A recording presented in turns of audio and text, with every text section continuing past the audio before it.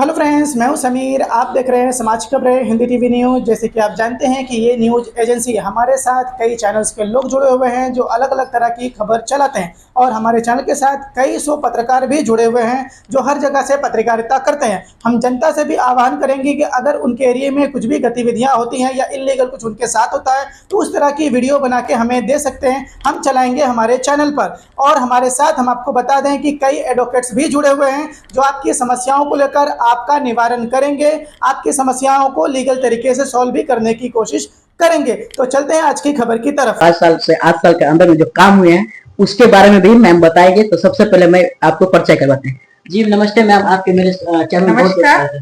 मी नगर सेविका सुरेखा मनोज पाटिल। मैं 2017 में पहली बार यहाँ से वार्ड क्रमांक 27 से चुन के आई। मेरे विभाग में भाड़ा, लोखंडवाला और नरसिंहपाड़ा ये विभाग आता है। काम करने में सही में एक अच्छा वार्ड था कि बड़े बड़े गार्डन है, स्कूल है या वस्ती विभाग है, वो तीनों विभाग में काम करने का एक अच्छा मौका मुझे यहाँ पे मिला।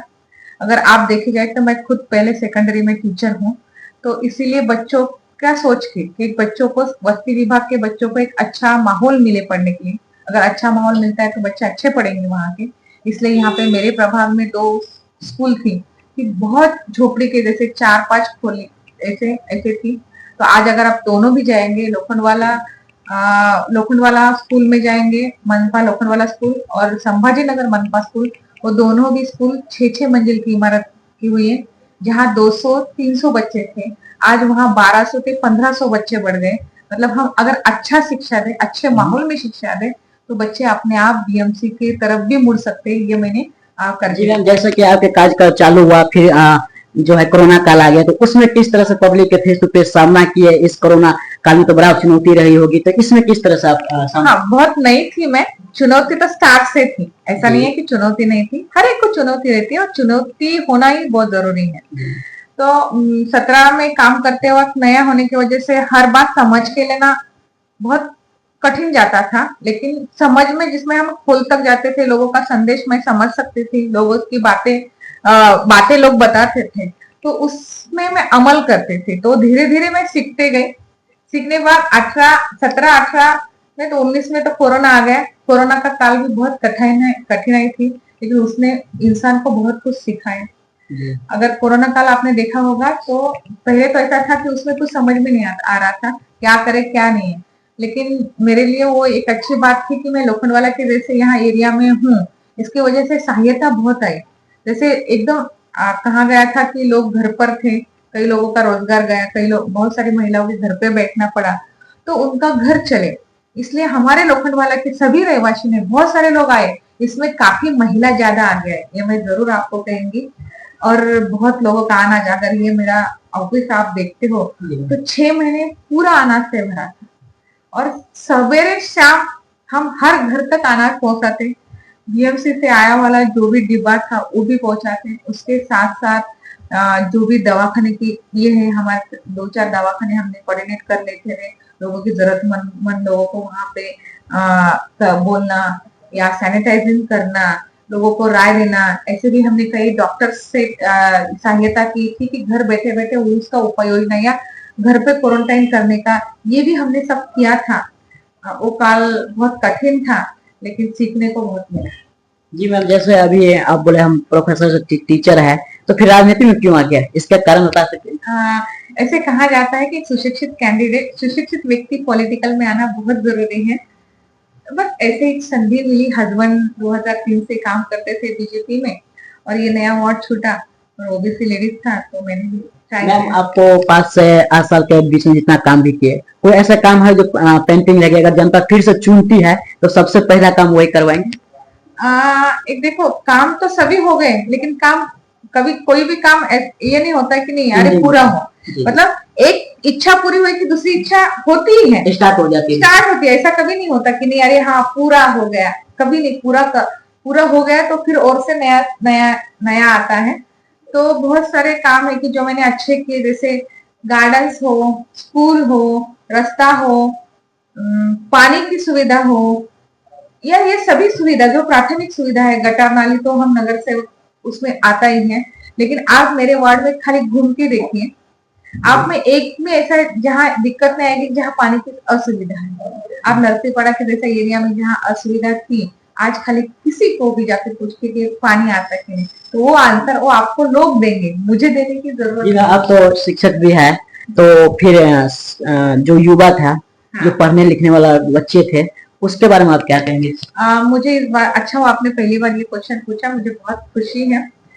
जो समझो अच्छे स्टेबल माँ बाप के बच्चे तो अच्छे पढ़ सकते हैं, लेकिन वो जो अनस्टेबल या थोड़ा दिक्कत होती है, आर्थिक स्थिति जिसकी कमजोर रहती है, उस बच्चा अगर मेरिट लिस्ट का हो, ऐसे बच्चों को हम times of India, Kotak Mahindra और दिशा परिवार पुणे का है, इस परिवार के माध्यम से हम सहायता देते हैं। उसके साथ साथ हमारे यहाँ रोटरी क्लब है, उनके माध्यम से हम खर्चा उनका देते हैं। आज भी हम बहुत सारे समझे इस बार कोटक महिंद्रा से हमारे 6 बच्चे गए हैं, तो उनका जो आर्थिक खर्चा होता है, जो उनको नहीं परवड़ता, वो खर्चा देने का काम ये तीनों लोग मेरे साथ करते हैं और मैं उसके लिए कड़ी मेहनत करती हूँ। हमारे साथ मेरी एक टीचर जुड़ी है जिसको ये काम मैंने सौंपा है, जो भी दिक्कत आती है तो मैं मैनेज कर लेती हूँ, मैं उसको आसान करने का प्रयास कर लेती हूँ। तो ऐसे सब काम हम मिलजुल के करते हैं और मुझे आज इस बात से कुछ बहुत सारे बच्चे हैं कि जो मेरे कहने से ऐसे यहाँ के एरिया में क्लासेस है कि जो मेरे कहने से कई 10 हर एक क्लास में 5, 2, 3 ऐसे बच्चे फ्री में पढ़ते हैं। जी मैम, अभी आपसे एक और सवाल है, जैसे हैंडीकैप होते हैं तो कोरोना काल में उसको पहले से तो उसको रोजगार भी नहीं है, कोरोना काल में और दिक्कत आई होगी, तो उसमें आप किस तरह से उसको सहायता किया जो आपकी फिर वो? आपने क्वेश्चन बहुत अलग पूछे तो बहुत अच्छा लगता है, मेरे दिल के क्वेश्चन है, मुझे इस बात की खुशी है। आपने हैंडीकैप का कहा, कोरोना काल तो ठीक है वो 2 साल का था, लेकिन हैंडीकैप जिंदगी में एक अच्छे इंसान के जैसे काम नहीं करता है, उतना कमाई नहीं करता। उन बच्चों के लिए, उन इंसान के लिए, हैंडीकैप के लिए, विडो के लिए, जो विधवा महिला होती है उनका, और जो सीनियर सिटीजन होते हैं, उन सभी लोगों को हमने शासन के माध्यम से संजय गांधी पेंशन योजना जो है, निराधार पेंशन योजना, श्रावण बाल योजना और अपंग योजना, ये तीनों की योजना के माध्यम से उनको पेंशन चालू किया। मेरे विभाग में आज के दर पे आपने देखा तो 250 लोगों को इस बार हमने वो पेंशन लागू की। और इस बार मंत्री महोदय ने भी जो अपंग है उन बच्चों को हर साल जो हर महीना जो 1500 मिलता था, इस महीने से उनको 2500 मिलता है। तो ऐसी पेंशन जिंदगी भर मतलब एंड तक उनको वो मिलेगी। थोड़ा देने के लिए या थोड़ा करने के बजाय अगर उनको जिंदगी भर कुछ दे दे तो बड़ी बात है। मेरे इधर ये पेंशन योजना आज भी चालू है। अगर आपने देखा होगा बाहर वो लड़की बैठी है तो वो भी गूंगी है, तो देखो हैंडीकैप है, तो वो भी फॉर्म भर रही है। मतलब ये लगातार 3 साल से मैं अपने विभाग में काम इस विषय पे काम करती हूँ और मुझे इस काम में बहुत खुशी मिलती है। तो मैम अगर वो शिक्षा प्राप्त करना चाहते हैं, हाँ। बहुत तरह का हैंडीकैप होता है, कोई सुन नहीं पाते, कोई बोल नहीं पाते, फिर भी वो कोई चल नहीं पाते, फिर भी वो शिक्षा प्राप्त करना चाहते हैं, तो उसके लिए आप क्या उसको बोल? इसके हर अभी शासन के माध्यम से भी इन सभी बच्चों को हर स्कूल में एडमिशन मिलता है। ऐसा नहीं कि उसको एक स्पेशल नॉलेज नहीं रहता है, ऐसा होता है बहुत नॉलेज नहीं रहता है। हाँ एक स्पेशल स्कूल बजा स्कूल है, लेकिन इन बच्चों हर इतर बच्चों की जैसे सेम लगे, उनको कुछ अपना हम अलग ना लगे, इसलिए शासन के माध्यम से भी अभी ये इन बच्चों को हर स्कूल में वो पढ़ाई मिल रही है। इसके साथ साथ सर्व शिक्षण अभियान के अंतर्गत हर एक सप्ताह में 2 टीचर हर स्कूल में आते हैं, तो ये भी उनके लिए काफी है। जी मैम, और एक सवाल है, जैसा अभी आप भी युवा हैं और युवा पीढ़ी में भी आते हैं और आप भी राजनीति ज्वाइनिंग किए, तो युवा को राजनीति में आना चाहिए कि नहीं? युवा को राजनीति हर इस पे वो तय है। मैं नहीं कहती हूँ कि युवा नहीं आने चाहिए, आने चाहिए, लेकिन अपना देख मतलब मेरी पढ़ाई ना छूटे, मेरा जॉब ना छूटे, मेरा जो धुई है वो ना छूटे, एक आनंद मतलब मैं देश के कुछ भाग हूँ, इसलिए वो राजकारण में आना चाहिए, मगर वो अपनी पढ़ाई और अपना जॉब छोड़ के। जी मैम, अभी जो आप 5 से 8 साल में जो काम किए उसके अनुसार आप अपने आप से संतुष्ट है कि नहीं? ऐसा होता है मन में, नहीं मैं पब्लिक के लिए अच्छा काम किए, मैं अपने आप से संतुष्ट हूँ?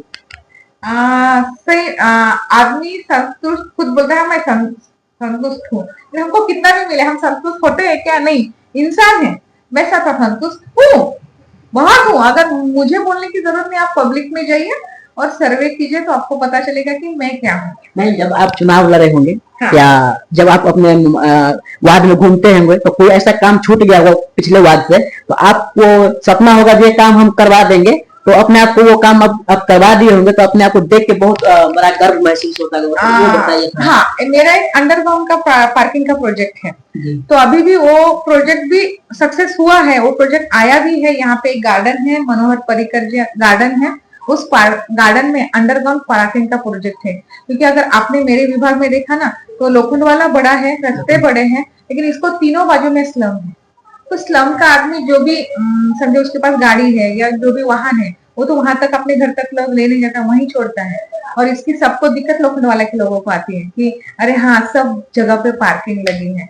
तो ये छुड़वाने का काम, ये जो काम है वो मैंने हाथ में लिया है। हमारे आमदार अतुल भाटकर जी भी उनमें बहुत उन्होंने उसमें आगे बढ़ा है।